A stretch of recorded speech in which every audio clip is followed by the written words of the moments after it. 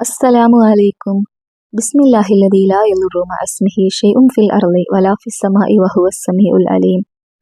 കുട്ടികൾ ഉണ്ടാകാൻ വേണ്ടിയിട്ട് കുട്ടികളില്ലാതെ വിഷമിക്കുന്ന ഒത്തിരി ദമ്പതിമാരുണ്ട്. അവർക്കൊക്കെ ഒരു ആശ്വാസമായിക്കൊണ്ട് ഖുർആനിലൂടെയുള്ള ഒരു ചികിത്സ മക്കൾ പെട്ടെന്ന് ഉണ്ടാകാൻ വേണ്ടിയിട്ട്, ഗർഭധാരണം പെട്ടെന്ന് നടക്കാൻ വേണ്ടിയിട്ടുള്ള ഒരു ചെറിയൊരു കാര്യമാണ് ഈ വീഡിയോയിലൂടെ നിങ്ങൾക്ക് പരിചയപ്പെടുത്താനായിട്ട് ഉദ്ദേശിക്കുന്നത്. വിവാഹം കഴിഞ്ഞ് ഒരുപാട് വർഷക്കാലമായിട്ടും മക്കളില്ലാത്തതിൻ്റെ പേരിൽ ദുഃഖം അനുഭവിച്ചുകൊണ്ട് മാനസികമായിക്കൊണ്ട് വിഷമങ്ങൾ നേരിട്ടുകൊണ്ട് ജീവിക്കുന്നവർ ഒത്തിരി പേരാണ്. അവർക്ക് ആശ്വാസമായിക്കോട്ടെ എന്നുള്ള നിലക്കാണ് ഈ വീഡിയോ ഞാൻ ചെയ്യാനായിട്ട് ഉദ്ദേശിക്കുന്നത്. മക്കളില്ലാതെ വിഷമിക്കുന്നവർ ആരെങ്കിലുമൊക്കെ നിങ്ങൾ അടുത്തുണ്ടെങ്കിൽ അവർക്കൊക്കെ ഈ വീഡിയോ ഒന്ന് പറഞ്ഞു കൊടുക്കാനായിട്ട് ഈ വീഡിയോ ഒന്ന് എത്തിച്ചു കൊടുക്കുക. നമ്മളാൽ കഴിയുന്ന സഹായം അവർക്കും എത്തിച്ചു കൊടുക്കുക എന്നുള്ളതാണ്. അവരെ നമ്മൾ മാനസികമായി കൊണ്ട് സപ്പോർട്ട് ചെയ്യുക. നമുക്ക് കഴിയുന്ന പോലെയൊക്കെ അവരെ സപ്പോർട്ട് ചെയ്യുക. അവരൊരിക്കലും നമ്മൾ തളർത്താതിരിക്കുക. മക്കൾ എന്ത് ആയില്ലേ, കല്യാണം കഴിഞ്ഞ് ഇത്ര വർഷമായി, അങ്ങനെയൊക്കെ നമ്മൾ കുത്തുവാക്കുകൾ അവരോട് പറയാതിരിക്കുക. മാക്സിമം അവരെ നമ്മൾ ഓരോ കാര്യങ്ങൾ പറഞ്ഞുകൊണ്ട്, സമാധാന വാക്കൊക്കെ പറഞ്ഞുകൊണ്ട്, ഇത്തരത്തിൽ എന്തെങ്കിലുമൊക്കെ പ്രതിവിധികൾ ഉണ്ടെങ്കിൽ അതെല്ലാം അവർക്ക് പറഞ്ഞു കൊടുത്ത് അവരുടെ കൂടെ നിൽക്കാനായിട്ട് എല്ലാവരും പ്രത്യേകം ശ്രദ്ധിക്കുക. ഏതൊരു വസ്തുവിനും ഹൃദയമുള്ളതുപോലെ തന്നെ പരിശുദ്ധമാക്കപ്പെട്ട ഖുർആനിന്റെ ഹൃദയം എന്നറിയപ്പെടുന്നത് യാസീൻ സൂറത്താണ്. ഖൽബുൽ ഖുർആൻ എന്നാണ് യാസീൻ സൂറത്തിന് അറിയപ്പെടുന്നത്. ഒട്ടനവധി ശ്രേഷ്ഠതകളാണ് യാസീൻ സൂറത്തിനുള്ളത്. ഒരുപാട് ഹദീസുകളിലൊക്കെ നമുക്ക് യാസീൻ സൂറത്തിന്റെ മഹത്വങ്ങൾ നമുക്ക് കാണാൻ സാധിക്കും. ഒരുപാട് പണ്ഡിതന്മാരൊക്കെ യാസീൻ സൂറത്തിനെ പറ്റിയിട്ട് ഒരുപാട് കാര്യങ്ങൾ ഹദീസുകളിലൊക്കെ പറഞ്ഞിട്ടുണ്ട്.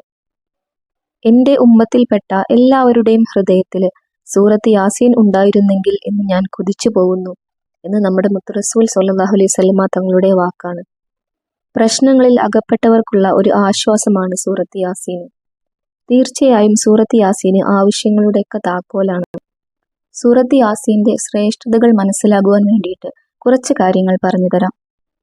വിശക്കുന്നവൻ യാസീൻ സൂറത്ത് ഓതിയാൽ അല്ലാഹു തആല അവന്റെ വിശപ്പ് അകറ്റും. ദാഹിക്കുന്നവനാണ് യാസീൻ സൂറത്തിനെ ഓതുന്നതെങ്കിൽ അല്ലാഹു തആല അവന്റെ ദാഹം തീർത്തു കൊടുക്കും. വസ്ത്രമില്ലാത്തവനാണ് യാസീൻ സൂറത്ത് ഓതുന്നതെങ്കിൽ അവന് വസ്ത്രം ലഭിക്കും. പേടിക്കുന്ന അവസ്ഥയിൽ ഒരുത്തൻ യാസീൻ ഓതുകയാണെങ്കിൽ അവന്റെ പേടി മാറും. ഏകാന്തതയിൽ വിഷമിക്കുന്നവന് യാസീൻ സൂറത്ത് ഓതുകയാണെന്നുണ്ടെങ്കിൽ അവന് കൂട്ടുകാരനെ ലഭിക്കും.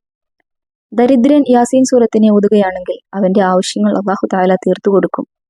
തടവറയിലുള്ളവൻ യാസീൻ സൂറത്തിനെ ഓതുകയാണെങ്കിൽ അവനെ അല്ലാഹു തആല മോചിതനാക്കും. വഴി തെറ്റിയവൻ യാസീൻ സൂറത്തിനെ ഓതുകയാണെങ്കിൽ അല്ലാഹു തആല അവന് വഴി കാണിച്ചു കൊടുക്കും. കടം കൊണ്ട് വിഷമിക്കുന്നവൻ യാസീൻ സൂറത്ത് ഓതുകയാണെങ്കിൽ അല്ലാഹു തആല അവന്റെ കടങ്ങളെല്ലാം വീട്ടി റാഹത്താക്കി കൊടുക്കും. കുട്ടികളില്ലാത്തവർക്ക് നമ്മൾ ഈ ഒരു യാസീൻ സൂറത്തിനെ പറ്റി ഓതുമ്പോൾ യാസീൻ സൂറത്തിന്റെ മഹത്വം നമ്മൾ മനസ്സിലാക്കിക്കൊണ്ട് മനസ്സിൽ ഉറപ്പിച്ചുകൊണ്ട് വേണം നമ്മൾ ഈ ഒരു കാര്യം ചെയ്യാനായിട്ട്. അത്തരത്തിൽ നമുക്ക് മനസ്സിൽ വിശ്വാസം നമ്മുടെ മനസ്സിൽ ഉറപ്പിക്കാൻ വേണ്ടിയിട്ടാണ് ഇത്തരം മഹത്വങ്ങൾ, ഇത്തരം ശ്രേഷ്ഠതകൾ പറയാനായിട്ട് ഉദ്ദേശിച്ചത്. നമ്മുടെ ആയുധം എന്ന് പറയുന്നത് മനസ്സ് നിറഞ്ഞിട്ടുള്ള പ്രാർത്ഥനയാണ്. നമ്മുടെ മനസ്സിൽ ഉറപ്പ് വേണം, എന്തായാലും എനിക്കിത് ലഭിക്കും, പടച്ച റബ്ബ് എനിക്കിതിനൊരു ഉത്തരം നൽകും, പടച്ച റബ്ബിന് ഇതിന് ഉത്തരം നൽകാൻ സാധിക്കുന്നവൻ അവൻ ഏകൻ അല്ലാഹു തആല മാത്രമാണ് എന്നുള്ളൊരു ഉറച്ച വിശ്വാസം നമ്മുടെ മനസ്സിലേക്ക് എത്തണം. അതുപോലെ തന്നെ ഖൽബുൽ ഖുർആൻ ആയ യാസീൻ സൂറത്ത് കൊണ്ട് എൻ്റെ പ്രശ്നങ്ങളെല്ലാം അകലും. എനിക്ക് സ്വാലിഹായ ഒരു മോനെ അല്ലെങ്കിൽ ഒരു മോളെ ഞാൻ ആഗ്രഹിക്കുന്ന ഒരു കുഞ്ഞിനെ പടച്ച റബ്ബ് എനിക്ക് നൽകും എന്നുള്ളൊരു ഉറച്ച വിശ്വാസം നമ്മുടെ ഖൽബിൽ വേണം. അതിനു വേണ്ടിയിട്ടാണ് യാസീൻ സൂറത്തിന്റെ കുറച്ച് മഹത്വങ്ങളും ശ്രേഷ്ഠതകളും ഇവിടെ പറഞ്ഞിട്ടുള്ളത്.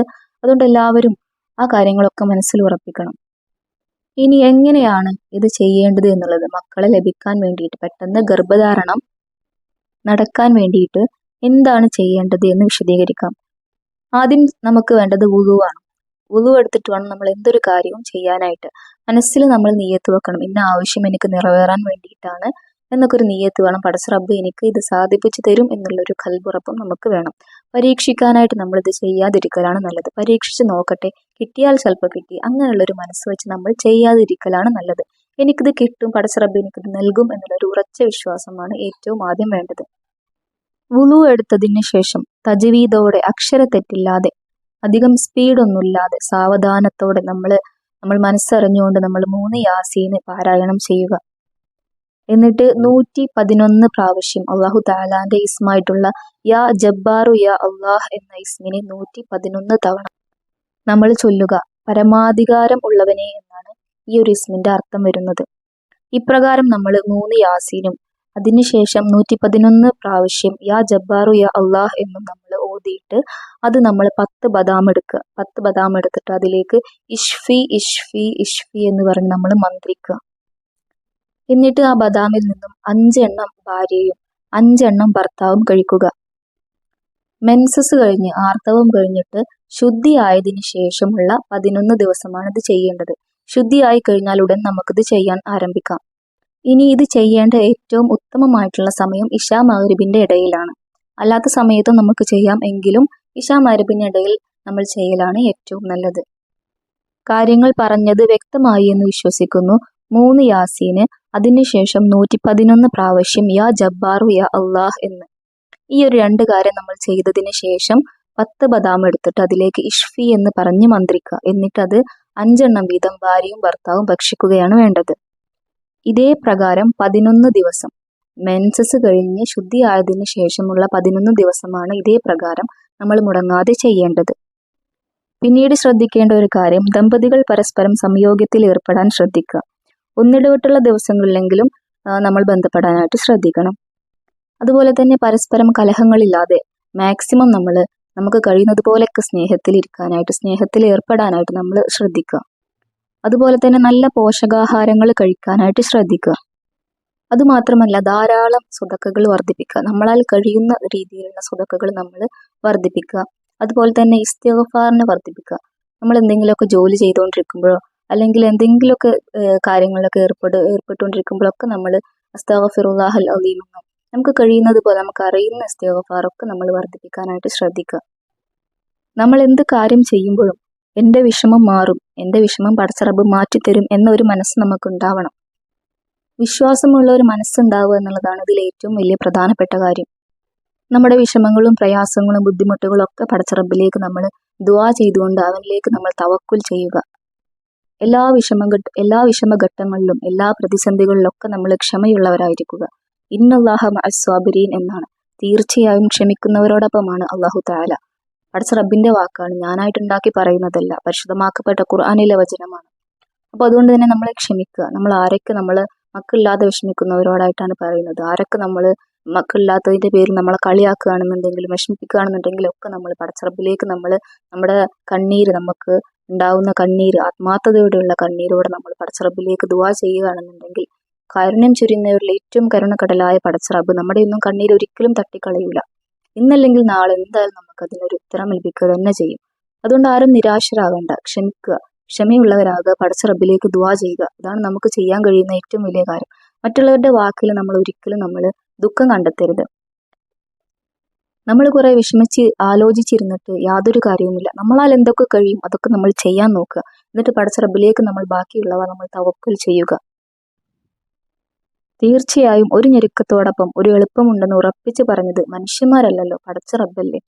അതും 2 പ്രാവശ്യമാണ് പടച്ച റബ്ബ് പരിശുദ്ധമാക്കപ്പെട്ട ഖുർആനിലൂടെ നമ്മളോട് പറഞ്ഞിട്ടുള്ളത്. നാഥന്റെ വാക്കാണ്. അതുകൊണ്ട് തന്നെ നമ്മൾ ധൈര്യമായിട്ട് മുന്നോട്ട് പോവുക. ആരുടെ കളിയാക്കലിലും ആരുടെ പരിഹാസത്തിലും നമ്മളൊന്നും തളരാതിരിക്കുക. നമ്മളാൽ കഴിയുന്നത് പോലെ നമ്മൾ എത്രയൊക്കെ നമുക്ക് ദിക്ർ ദുആകൾ നമുക്ക് അധികരിപ്പിക്കാൻ പറ്റുമോ അതൊക്കെ നമ്മൾ ചെയ്യുക. ട്രീറ്റ്മെന്റ് ചെയ്യാൻ കഴിയുന്നെങ്കിൽ അതും ചെയ്യുക. ബാക്കി നമ്മൾ പടച്ച റബ്ബിലേക്ക് തവക്കുൽ ചെയ്യുക. അവന്റെ സമയത്തിൽ നമ്മൾ വിശ്വസിക്കുക, അവനിൽ നമ്മൾ വിശ്വസിക്കുക. വീഡിയോ ഉപകാരപ്പെട്ടാൽ, നന്മ തോന്നിയാൽ സബ്സ്ക്രൈബ് ചെയ്ത് സപ്പോർട്ട് ചെയ്യുക. മക്കളില്ലാതെ വിഷമിക്കുന്നവർക്കൊക്കെ ഈ ഒരു കാര്യം പറഞ്ഞു കൊടുക്കുക. വീഡിയോ ആയിട്ട് തന്നെ ഷെയർ ചെയ്യണമെന്നില്ല, നിങ്ങളാൽ കഴിയുന്ന പോലെയൊക്കെ അവർക്ക് പറഞ്ഞു കൊടുക്കുക. അവരുടെ വിഷമം മാറുകയാണെങ്കിൽ അത് അത്രയും സന്തോഷം. മക്കളില്ലാതെ വിഷമിക്കുന്ന ഓരോരുത്തരുടെയും വിഷമങ്ങൾ അല്ലാഹു തആല മാറ്റി സ്വാലിഹീങ്ങളിൽപ്പെട്ട മക്കളെ നൽകി അനുഗ്രഹിക്കട്ടെ.